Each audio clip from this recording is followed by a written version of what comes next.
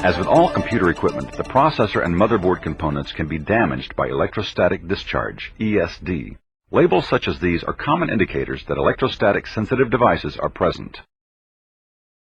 It is essential to use ESD precautions such as wrist straps or foot or heel straps when handling any ESD sensitive products.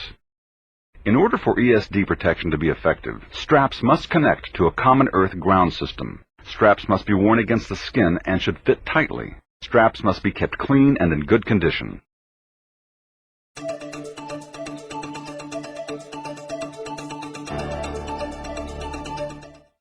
When handling AMD processors, hold the processor by the edge of the package with 2 fingers. Do not touch the pins when transporting the processor. Release the socket locking lever by pulling the lever outward slightly, then lifting up. The AMD Athlon 64 processor has a small triangle marking on one corner.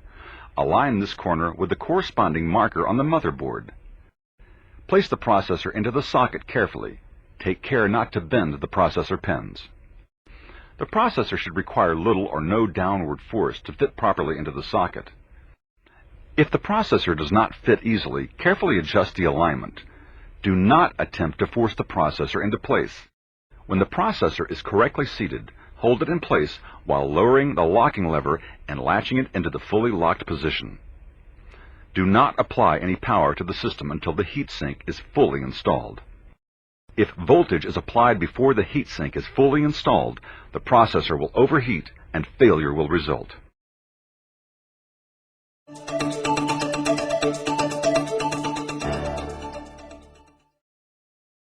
There are multiple configurations of heatsinks being used for AMD processors.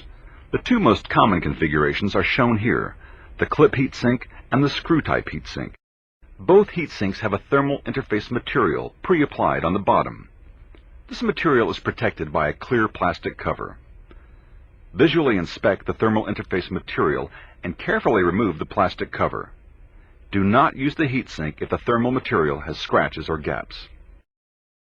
To install the clip heatsink, center it over the retention frame, aligning the heatsink clips with the socket mounting lugs. Carefully place the heatsink on the processor, keeping it centered in the retention frame. Attach the spring clip under the cam handle first. This may require some force. Make sure the second retention clip is aligned with the plastic lug on the retention frame, and carefully push straight down on the clip. This may require more force than the first side. Ensure the cam handle is locked into the retention frame. To install the screw-type heatsink, center the heatsink over the retention frame, aligning the heatsink clips with the socket mounting lugs. Install the screws into designated holes on each side of the heatsink. Tighten the screws in an alternating fashion to prevent overloading of one side of the heatsink. The heatsink should be torqued to a specification of 6 to 8 inch-pounds.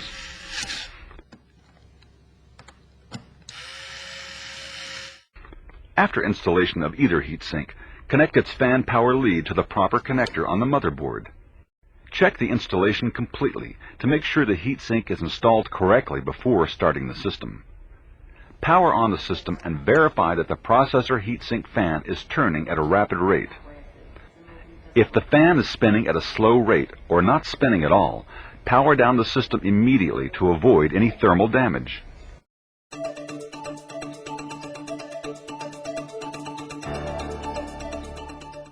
To remove the clip heatsink, unhook the cam handle latch from the retention frame.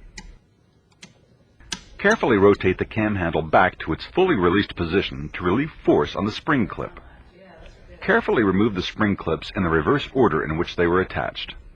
A flat blade screwdriver may be necessary to pry the spring clip off the lug. Be sure to unhook the spring clip under the cam lever last. To remove the screw-type heatsink, remove the screws that attach the heatsink to the frame. The thermal interface material on both types of heatsinks acts as a seal between the heatsink and the processor. Before lifting the heatsink, twist it back and forth several times to break this seal. Failure to break the seal between the heatsink and processor may result in pulling the processor out of the socket, possibly causing processor or socket damage. Gently lift the heatsink away from the processor while continuing to twist it back and forth.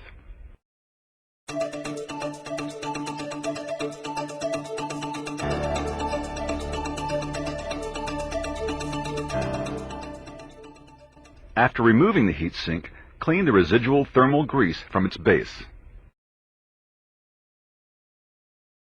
With the processor still in its socket, gently clean the top surface of the package lid. Use an upward rolling motion with a wipe to capture as much grease material as possible. Use care during cleaning to prevent grease contamination from spreading to other components. Change to clean wipes frequently to avoid smearing grease over the processor edge. If possible, avoid using wet chemicals such as acetone or alcohol. These chemicals can cause contaminants to flow into the socket area. Look for any remaining grease contamination on the processor edge. Remove this contamination with a cotton bud or the folded edge of a cleaning wipe.